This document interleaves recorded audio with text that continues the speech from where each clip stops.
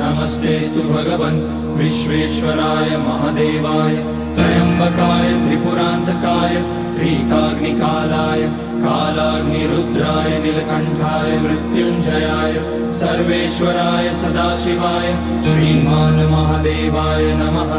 ॐ नमः शम्भवाय च मयोभवाय च नमः शङ्कराय च मयस्कराय च नमः शिवाय च शिवतराय च। ॐ त्र्यम्बकं यजामहे सुगन्धिं पुष्टिवर्धनम् उर्वारुकमिव बन्धनान् मृत्योर्मुक्ष्यमामृतात्। नागेन्द्रहाराय त्रिलोचनाय भस्माकराय महेश्वराय नित्याय शुद्धाय दिगम्बराय तस्मै नकाराय नमः शिवाय। मन्दाकिनी सलिलचन्दन चर्चिताय नन्दीश्वर प्रमथनाथ महेश्वराय